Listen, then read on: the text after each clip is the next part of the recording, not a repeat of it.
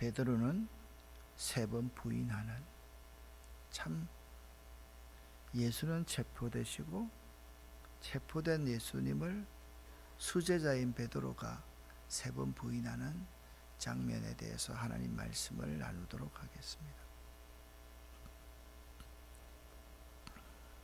예수님께서 예루살렘에 입성하셨습니다. 사람들의 환호가 참 대단했습니다. 예수님의 인기가 하늘 높이 솟구쳐 오르는 듯 했습니다.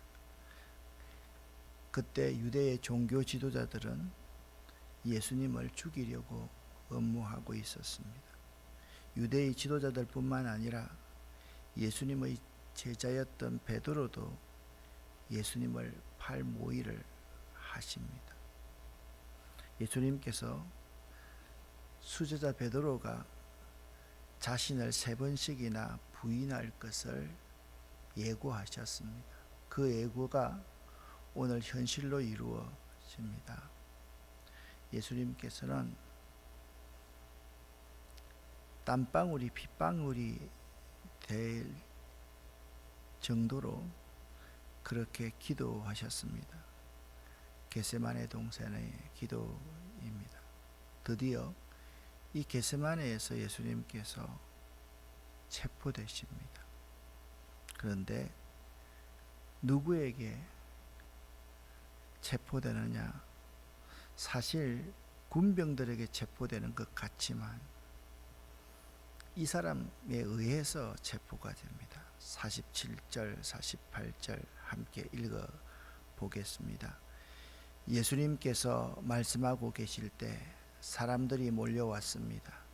12제자 가운데 하나이며 유다라고 불리는 사람이 이 사람들을 이끌고 왔습니다.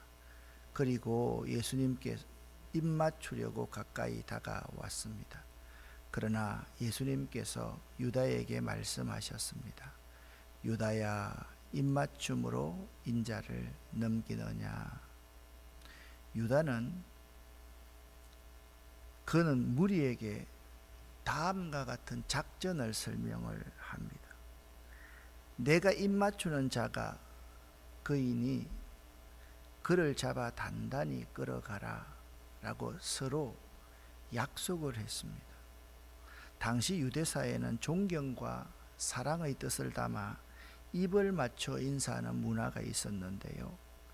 유다는 그 아름다운 행위를 예수님을 팔아 넘기는 술책으로 사용하려고 합니다. 작전에 따라 유다는 예수님께 가까이 나왔고 랍비여, 선생님이여 안녕하십니까? 라고 아무렇지도 않게 친절한 인사를 건넵니다.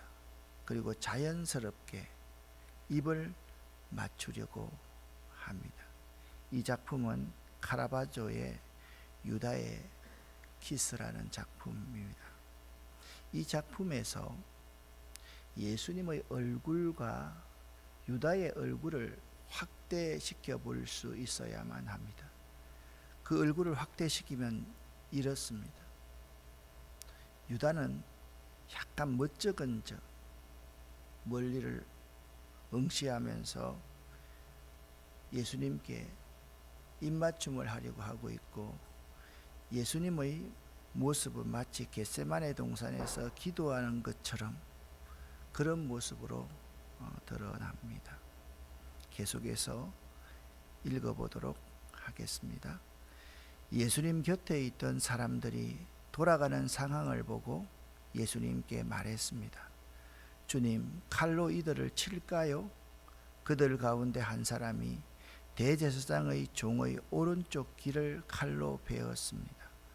예수님께서 말씀하셨습니다. 그만두어라. 그리고 그 종의 귀를 만져 고쳐 주셨습니다. 아멘. 이 작품은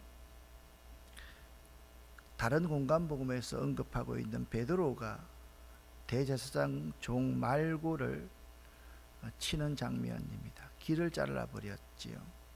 이 작품을, 이 종의 모습을 확대시켜 보면 이 종이 넘어져서 급에 질려서 소리 지르고 있는 모습을 볼 수가 있습니다. 죽을 뻔했지요.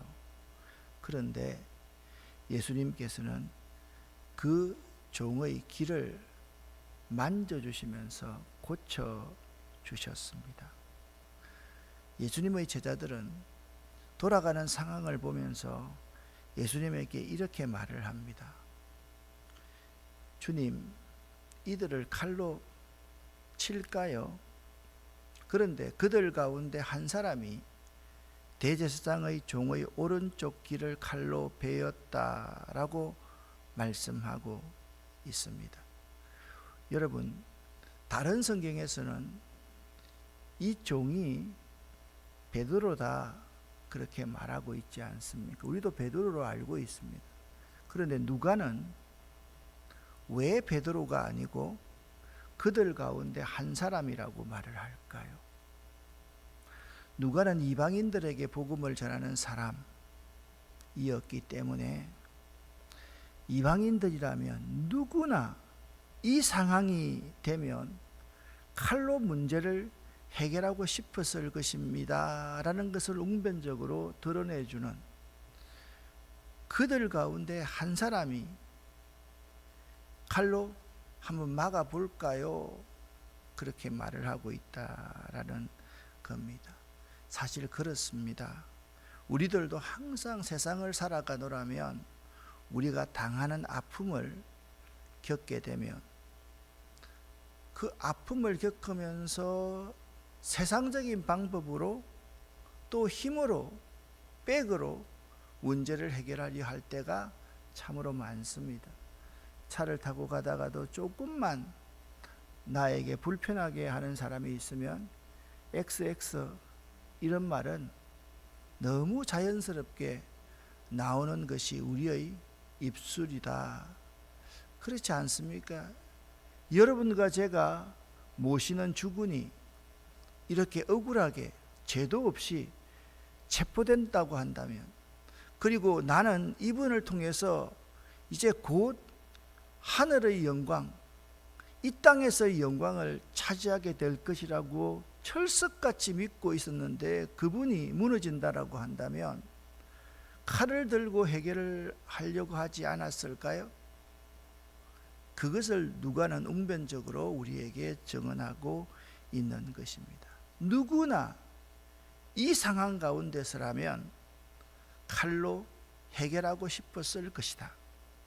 그런데 그렇게 체포되는 상황에서도 대제사장의 종의 귀를 만져주시면서, 오른쪽 귀를 만져주시면서, 제가 왜 지금 왼손을 들고 있느냐, 앞에 대제사장의 종이 이렇게 있으면 오른손 가지고 이렇게 하지는 않았을 거 아니에요?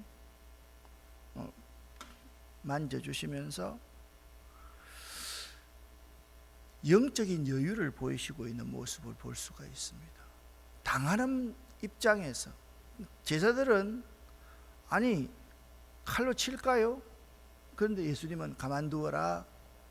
도리어 칼을 통해서 피해를 입었던 아무 죄 없는 그 대제사장의 종의 귀를 만져주시면서 고쳐주시고 있는 모습을 볼 수 있습니다. 사실 우리들이 우리 인생을 살면서 이런 영적 여유가 필요하다라는 생각을 한번 해봅니다. 계속해서 52절 53절 읽어보겠습니다. 예수님께서 체포하려고 온 대제사장과 성전 수비대와 장로들에게 말씀하셨습니다. 강도를 잡듯이 칼과 몽둥이를 가지고 왔느냐? 내가 매일 성전에서 너희와 함께 있었다. 그러나 너희는 내게 손을 대지 않았다. 그러나 지금은 너희의 때, 곧 어둠이 다스리는 때이다. 아멘. 그러니까 예수님은 그 때를 두 부분으로 나누고 있는 모습을 볼 수가 있습니다. 지금까지는 예수님의 때였습니다. 곧 참 빛이 이 세상에 왔으나 그 빛을 받아들이지 않는 때이지만, 그러나 지금부터는 너희의 때이다. 곧 흑암이 다스리는 때이다. 그렇게 말씀하고 있는 것입니다. 이렇게 해서 구약의 예언의 말씀을 하나도 빠뜨림 없이 그대로 이루시는 예수님의 모습을 우리는 발견하게 됩니다. 그런데 그 뒤를 이어서 예수님의 모습, 그러니까 다른 성경에서는 칼을 들어서 대제사장의 길을 베어버리는 것도 베드로고, 그리고 부인한 것도 베드로인데, 그 칼을 들은 사람은 이름을 밝히지 않고 그들 중 한 사람이라고 밝히고 누가는 밝히고 있고, 이제 예수님의 예언대로 주님을 부인하는 베드로의 모습을 54절에서 62절까지 함께 읽어보도록 하겠습니다. 54절 한 절만 먼저 읽어보겠습니다. 그들은 예수님을 체포하여 대제사장의 관사로 데리고 갔습니다. 베드로도 그들과 멀찍이 떨어져서 뒤따라 갔습니다. 아멘. 그들이 정당한 사람이라고 한다면 대제사장의 관사로 데리고 가야 했겠습니까? 아니면 로마의 관청으로 데리고 가야 했겠습니까? 우리는 54절의 모습을 가만히 보면서 이런 생각을 하게 됩니다. 54절 이 구절은 예수를 체포한 주동 세력이 대제사장이었음을 우리에게 분명히 밝혀줍니다. 누가는 그렇게 말을 하고 있는 거예요. 대제사장 저자가 죄 없는 예수를 십자가에 못 박았어. 그것을 고발하고 있는 구절이 54절 상반절의 말씀입니다. 이때 대제사장은 가야바였습니다. 그런데 그들이 예수님을 체포하여 대제사장의 관사로 데리고 갔을 때 베드로도 그들과 멀찍이 떨어져서 뒤따라 갔다, 그렇게 말씀하고 있습니다. 누가는 아주 예리합니다. 칼을 든 사람이 그들 중에 한 사람이라고 말을 하면서 누구든지 이 상황은 칼을 들어서 해결할 수밖에 없지 않느냐, 너무 억울하지 않느냐, 그렇게 이야기를 전개하고 있으면서도 베드로가 멀찍이 뒤따라 가니라 말씀하고 있습니다. 누가는 베드로의 행동에 이야기의 초점을 맞추어 갑니다. 여기서 베드로는 예수를 체포하여 연행하는 것을 지켜보면서 대제사장의 집까지 그 뒤를 따라갔다라고 누가는 묘사하고 있습니다.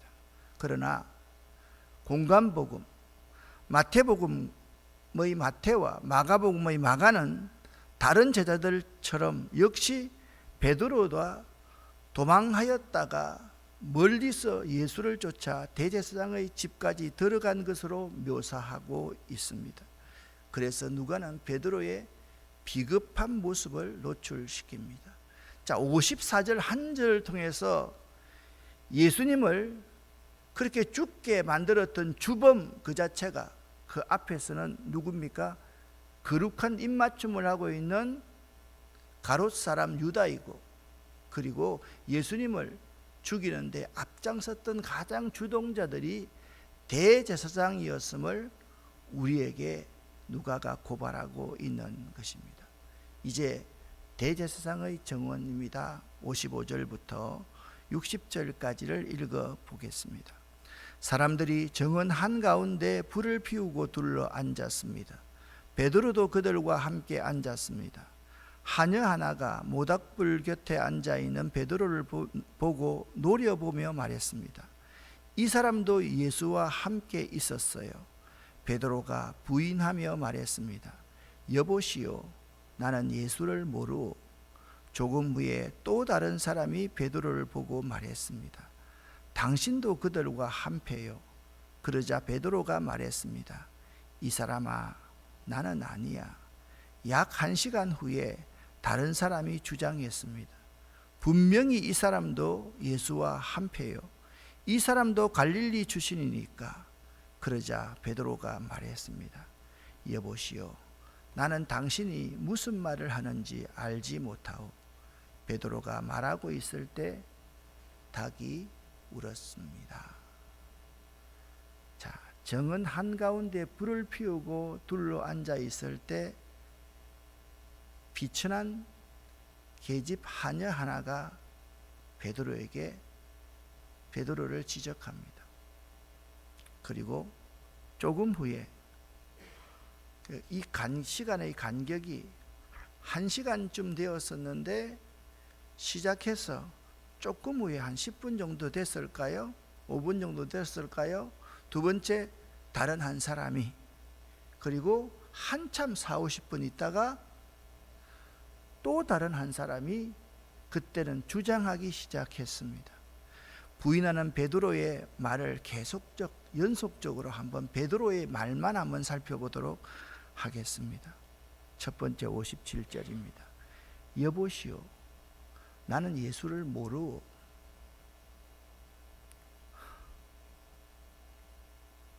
예수를 모르는 리가 있겠습니까? 이 사람아, 나는 아니야. 칼을 들어서 대제사장의 종 말고의 길을 쳤던 사람을 마태와 마가는 베드로다 이야기했고, 예수님께서 네가 감옥까지 가겠다고? 네가 나를 위해서 죽을 수 있다고? 아니야, 닭이 울 때 3번 나를 부인하더라 말씀했던 그 베드로가 이 사람아, 나는 아니라고. 그 전에 제자들과 함께 마지막 만찬을 할 때 예수님께서 이 말씀을 하셨습니다. 여기 있는 사람들 중에 한 사람이 나를 팔 것이다. 그렇게 했을 때 제자들 모두가 내니까 설마 나는 아니겠지요? 라고 말했던 사람, 가룟 유다는 그 자리에 없었습니다. 마지막 말합니다.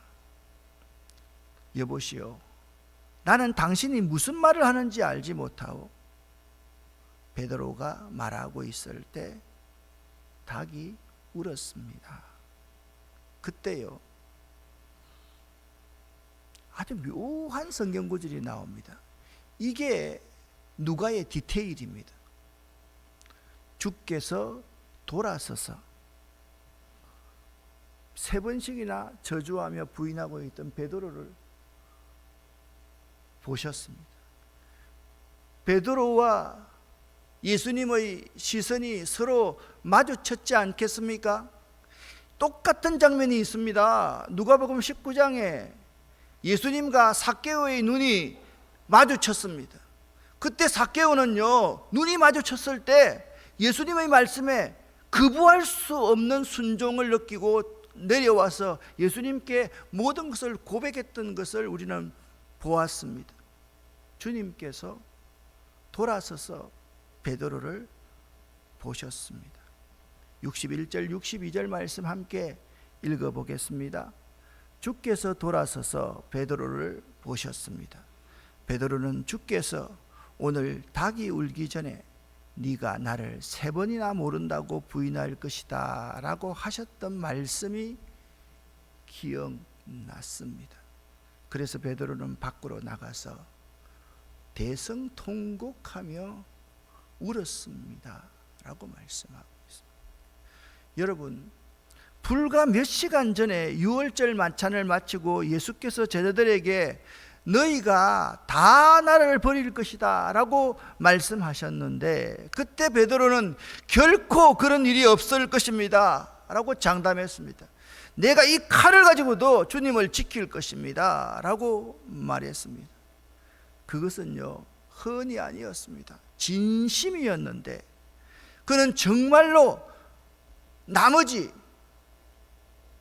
가룟 유다를 제외한 10명의 제자들과 끝까지 주님과 함께하고 싶었고, 주님을 위해서라면 목숨을 버릴 각오를 했던 사람이 베드로임에 틀림이 없습니다.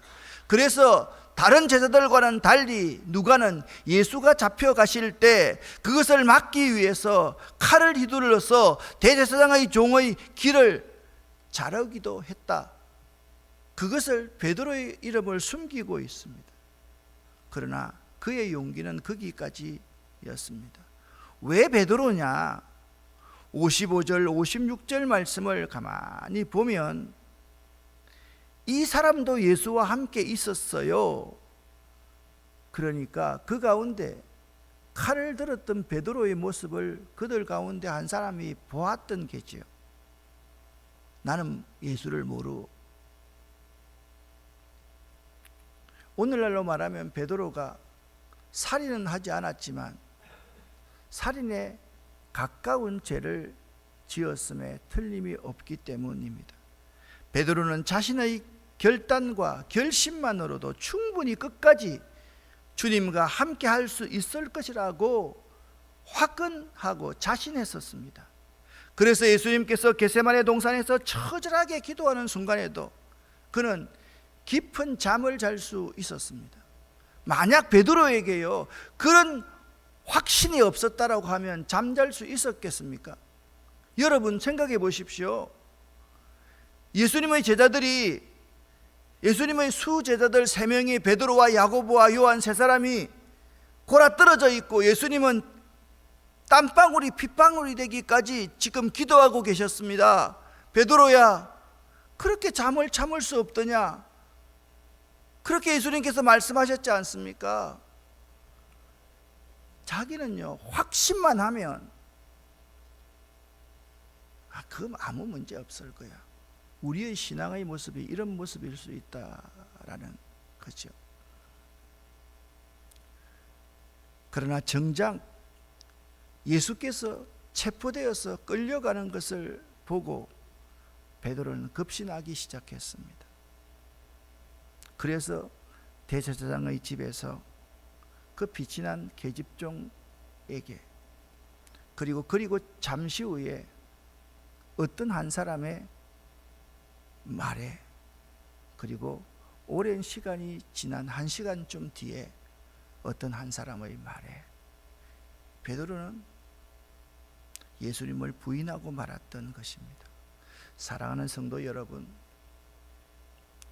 우리가 결심한다는 것과 실제로 그 결심을 실천한다는 것은 같은 의미가 아닙니다. 많은 사람들이 결심만 하면 그렇게 될 것이라고 생각을 하는데 그 말씀, 자기가 했던 그 말, 그것을 실천하는 것은 매우 어렵다라는 사실을 알아야만 합니다. 마치 수험생이 시험 준비를 열심히 하겠다는 그 결심하는 것은 그건 끝이 아니지 않습니까? 지금부터 열심히 공부해야 되는 것이지 않습니까? 물론 시험을 잘 치고 좋은 결과를 얻기 위해서는 굳게 결심을 해야만 합니다. 하지만 그 결심은요 시험을 준비하는 것의 시작이지 결과가 아니라는 사실을 알아야 됩니다. 여러분과 저도 마찬가지입니다. 하나님 말씀을 들으면서 내가 그렇게 살겠습니다, 그렇게 하겠습니다, 그 결단은 잘합니다. 그러나 그 결단을 행동에 옮기지는 못합니다.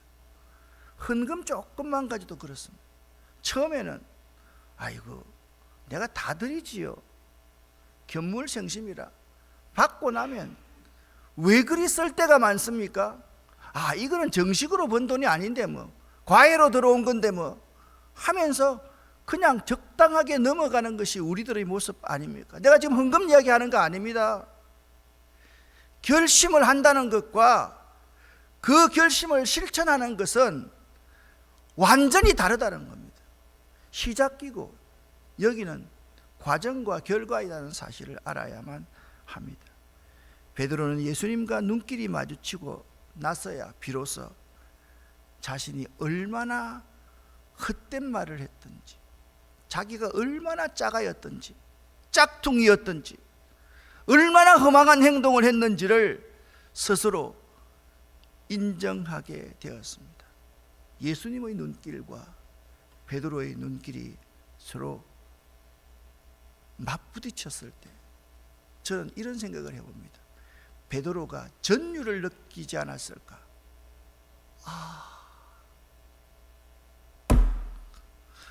내가 정말 가짜였구나, 제자가 아니었구나. 또한 베드로가 그 순간 깨달은 것은 주님을 부인하는 그 순간, 세 마디를 하는 그 순간에도 여전히 주님은 자기를 지켜보고 계셨다는 것이었습니다. 생각이 거기까지 미치자 그는 처절하게 통곡할 수밖에 없었습니다. 그 통곡이 베드로를 새롭게 하는 출발이 되었고요, 그 이후에 주님과 시선을 맞출 수 있는 삶이 되었습니다. 베드로는 예수님의 십자가 지신 것을 생각하면서 내가 십자가를 바로 지고 죽을 수가 없다, 거꾸로 매달려서 죽었다라고 전하고 있지 않습니까? 사랑하는 성도 여러분, 말씀이 생각나야, 말씀이 기억나야 회개할 수 있습니다. 베드로는 말씀이 생각났지만 가룟 유다는 말씀이 생각나지 않았습니다. 말씀을 듣지 않았습니다. 그 자리에 없었습니다. 그래서 베드로가 밖으로 나가서 몹시 울었다라고 누가는 증언하고 있는 것입니다. 새벽 다굴 때 난 괴로웠어, 풍랑이 일면 난 무서웠어, 하지만 이젠 두렵지 않아. 왜 두렵지 않습니까? 그 말씀이 생각났기 때문입니다. 그 순간부터 베드로는 주님의 기도를 본받는 삶을 삽니다. 주님의 기도가 나의 뜻이 아니라 하나님의 뜻이 나를 통해 이루어지는 삶, 이 기도의 삶을 그때부터 베드로가 살 수 있게 된 것입니다. 그렇습니다. 지금까지의 베드로는 자신이 하나님의 마음을 움직이려고 했던 것입니다. 그러나 그게 아니라 이제는 주님의 그 예언의 말씀 앞에 자기의 확신을 바꾸게 된 것입니다. 헛된 말을 먼저 하는 것보다 말씀에 충실히 절대적으로 순종하고 복종하는 삶을 살겠다 결심했습니다. 예수님은 주님 앞에, 죽음 앞에 서셨지만 기도하셨습니다.